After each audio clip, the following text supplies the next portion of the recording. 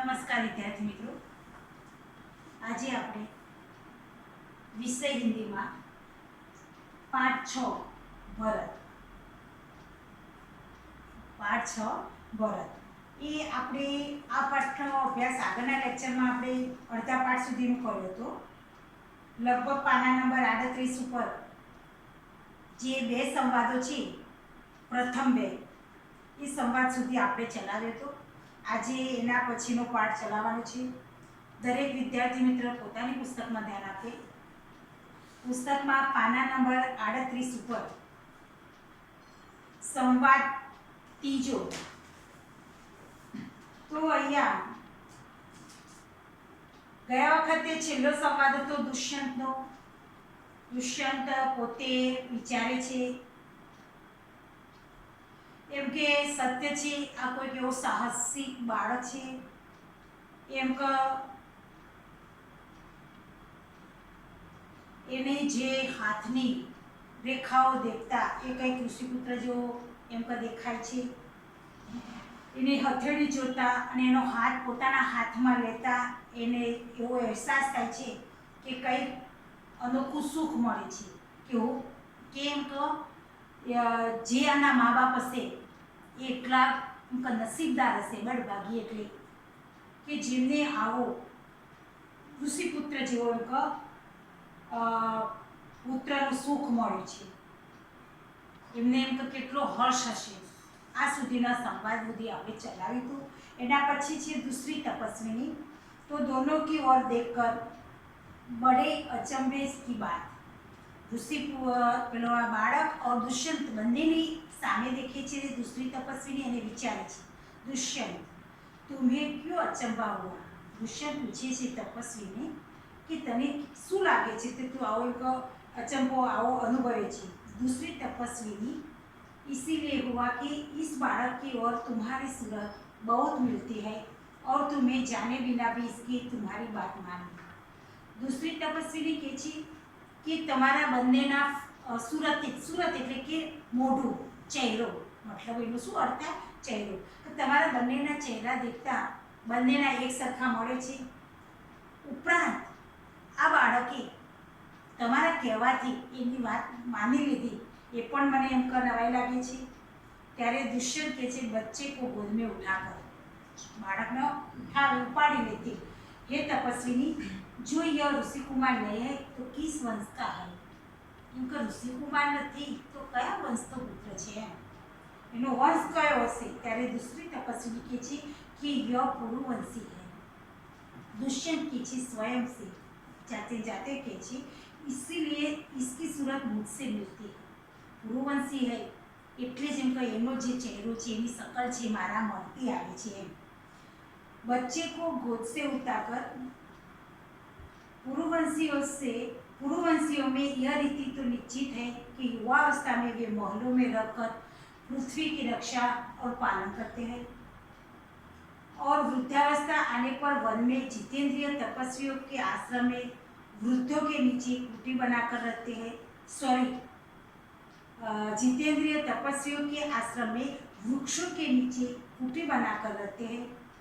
देवता जैसी शक्ति वाला यह निडर और असाधारण बालक मनुष्य का पुत्र भला किस प्रकार होगा?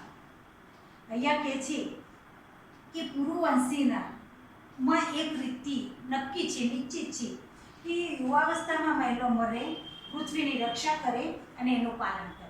જ્યારે વૃદ્ધાવસ્થામાં આવે ત્યારે વનમાં, જંગલમાં એમ કે જીતેન્દ્રિય તપસ્વીઓના આશ્રમમાં પોતે જ એમ કે વૃક્ષો નીચે કુટીર બનાવીને રહેતો હોય છે. તો એમ કે આવી રીતે આ દેવતા જૈસી શક્તિવાળા એ નિડર और असाधारण बालक मनुष्य का पुत्र भला है. એમ કે આવો નિડર અને એમ કે બહાદુર એવો એમ કે સામાન્ય માણસનો પુત્ર ન હોય. આ કંઈક એમ કે કંઈક ઋષિપુત્ર જેવું જ છે એમ. तो दूसरी तपस्विनी કહે છે हे परदेसी, तेरा यह संदेह तब बीत जाएगा जब तू जान लेगा कि इस बालक की माँ मेनका नामक एक अप्सरा की बेटी है. दूसरी तपस्विनी કહે છે કે એની માતા મેનકાની એમ કોઈ छोकरी છે. उसी के प्रताप से इसका जन्म देव पितर के ही तपोवन में हुआ है. दुष्यंत मन में यह तो बड़े आनंद की बात सुनाई। इससे कुछ और आशा बढ़ी कि इसकी माता किस राजस्वी की पत्नी है। એમ કે આ તો સરસ ખુશીના સમાચાર છે, આનંદની વાત છે કે એની માતા એક રાજાની પત્ની છે, એક રાજસ્વીની પત્ની છે એમ। दूसरी तपस्वी के छे, जिस राजा ने अपनी विवाहिता स्त्री को बिना अपराध छोड़ दिया है उसका नाम मैं न लूंगी। કે જેને કોઈ એનો અપરાધ નથી, એની કોઈ ભૂલ નથી, છતાં પણ એને છોડી દીધી છે જે રાજાએ એની માતાના એ સ્ત્રીના, એનું નામ હું બતાવતી નથી। ત્યારે દુષ્યંત સ્વયં से यह कथा तो मुझ पर लगती है। दुष्यंत समझी जाए कि ये बात तो मारा ऊपर छे। भला अब इस बालक की माँ का नाम पूछूं। पहली तपस्वी ने मिट्टी का मोल लेकर आई। પેલો જ્યારે દુષ્યંત કહે છે કે ભલે તાર હું એમ કહી એની માતાનું નામ પૂછું, એટલામાં જ પહેલી તપસ્વીની જે એના માટે રમકડું લેવા ગઈ હતી એ આવે છે માટીનો મોલ લઈ। પહેલી તપસ્વીને કહે છે, હે સર્વદમન, ય સુકંત લાવણ્ય દે। સુકંત એટલે કે પક્ષી, મતલબ શું થાય? પક્ષી, કે આ પક્ષીનું રૂપ, લાવણ્ય એટલે એનું રૂપ જો। બાલકે બડે ચાવ સે દેખકર, એકદમ આતુરતાથી જુએ છે અને કહે છે પોતે કે કહા હૈ શકુંતલા મેરી માતા। એટલે શું કહે છે? પેલી જે પહેલી તપસ્વીની શકુંત કીધું, એટલે કે શકુંત એટલે કે પક્ષી થાય, તો એને કીધું કે આ શકુંત, આ પક્ષીનું એમ રૂપ જોતું, ત્યારે એને શકુંતલા સમજાય, એટલે પૂછે છે ક્યાં છે શકુંતલા, ક્યાં છે મારી માતા એમ। ત્યારે दूसरी तपस्वी हंसती हुई, यहाँ तेरी माता नहीं है, तुम इस नाम से धोखा खा गए सर्वदमन। मैंने तो कहा था कि मिट्टी के मोर को देख। एम का आ पक्षी ने देखे एम, आ तारी माता नथी तो भूल करे छे एम। त्यारे दुष्यंत स्वयं से, इसकी माँ मेरी ही प्यारी शकुंतला है या इस नाम की कोई दूसरी स्त्री है। त्यारे जाते जाते दुष्यंत मनमा विचारे छे कि आनी माता जे शकुंतला छे ए मारी पत्नी छे कि ए शकुंतला नामनी कोई दूसरी इनका स्त्री छे एम। यह वृत्तांत मुझे ऐसे व्याकुल करता है कि जैसे मृग तृष्णा प्यासे हिरण को व्याकुल करते हैं। व्याकुल छुं एम कहवा सांभळवा माटे, आ हकीकतने जाणवा माटे। जेम एम के मृग तृष्णा एम के हरणने माटे व्याकुल करे छे तेवी रीते बालक कहे छे खुश होकर, मुझे यह मोर बहुत अच्छा लगता है, खिलौना ले लेता है। पहले तपस्वी ने घबरा कर वो बालक की बाह में रक्षाबंधन कहा गया। दुष्यंत, घबराओ मत, जब यह नाहर से खेल रहा था तब इससे साथ से गिर गया था, सो वह पड़ा है, मैं उठाकर तुम्हें दिए देता हूँ। उठाने के लिए झुकता है, उनको लेवा माटे नीचे रमे छे। त्यारे पहली तपस्वी कहे छे, अरे अरे मत उठाओ, इसे मत छूना, इन्हें अड़वानो नहीं है। दूसरी तपस्वी ने ओ इससे तो उठा ही लिया। दोनों एक दूसरे को आश्चर्य से देखती है। बंदे तपस्वी ने एक बीजा सामे जुए छे। दुष्यंत, यह लो, परंतु यह कहो कि तुमने मुझे इसको उठाने को रोका क्यों? दूसरी तपस्वी ने कहे छे कि इस रक्षाबंधन का नाम अपराजित है कि जिस समय इस बालक का नामकरण हुआ था तब महात्मा मरीचि के पुत्र कश्यप ने यह धागा दिया था। इसका गुण है कि कभी यह धरती पर गिर पड़े तो इस बालक के माता पिता को छोड़कर इसे कोई दूसरा न उठा सके। एम एना माता पिता सिवाय आ रक्षाबंधन कोई बीजू उपाड़ी सके नहीं। त्यारे दुष्यंत, और जो कोई उठा ले तो क्या होगा? दुष्यंते प्रश्न कर्यो कि जो कोई लई ले तो शू थाय? पहली तपस्वी, तो यह तुरंत सांप बनकर उसे डसता है, तरत इनका सांप बनी ने कौड़े छे। दुष्यंत, तुमने कभी ऐसा होते देखा है? इनका क्यारे हकीकत में जोयुं छे? पहली तपस्वी कहे छे कि अनेक बार। दुष्यंत प्रसन्न होकर, तो अब मेरा मनोरथ पूरा हुआ। दुष्यंत कहे छे खुश होकर, तो मारी जे मननी इच्छा थी जाणवानी ए अहींया पूरी थाय छे।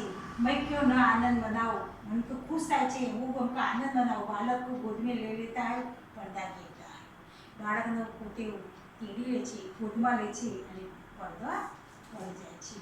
अहींया दुष्यंतने छेल्ले एनी साची हकीकत जाणवा मळे छे कि आज बाळक एनुं पोतानुं ज छे, શકુંતલા એની જ પત્ની છે એ સમજવા એ મળે છે। અહીંયા દુષ્યંત ખુશ થાય છે। તો વિદ્યાર્થી મિત્રો, અહીંયા આપણો પાઠ પૂરો થાય છે। હવે તમારે પાઠની પાછળ આપેલા શબ્દાર્થો, અહીંયા 2 મુહાવરો આપ્યા છે. બાત પર કાન નહીં ધરના, तो अनसुना करना, धोखा खा जाना, सच्ची बात को समझ न पाना, मूर्ख बनना. मतलब કે તો આ બંને મુહાવરોના અર્થ આપી વાક્ય પ્રયોગ કરવાનો છે. ત્યાર પછી અભ્યાસના પ્રશ્નો 1, 2 જે 2માં પાત્ર રેખા છે દુષ્યંત અને સર્વદમનનું 1. પ્રશ્ન 3 છે પેરેગ્રાફ નથી લખવાનો, પણ પેરેગ્રાફ વાંચીને 5 પ્રશ્નોના જવાબ લખવાના છે. બરાબર. ત્યાર પછી પ્રશ્ન 4 સોચ अपनी अपना વિચારોમાં, પોતાના વિચારોમાં દરેક વિદ્યાર્થીએ 2 જવાબો આપવાના છે. ત્યાર પછી સ્વાધ્યાય છે. સ્વાધ્યાયમાં પ્રશ્ન 1માં જે 3 પ્રશ્નો આપ્યા છે એ લખવાના છે. ત્યાર પછી પ્રશ્ન 2 છે કહાની લેખન. એ ચિત્રના આધારે આ કહાની લેખન કરવાનું છે. અહીંયા સુધી દરેક વિદ્યાર્થી મિત્રે પોતાનો નોટની અંદર સ્વાધ્યાયના પ્રશ્ન 1 અને 2 જે ચિત્ર આપી છે એના ઉપરથી કહાની બનાવવાની છે ત્યાં સુધી લેસનમાં લખવાનું છે. તો અહીં સુધી દરેક વિદ્યાર્થી હું માનું છું લેસન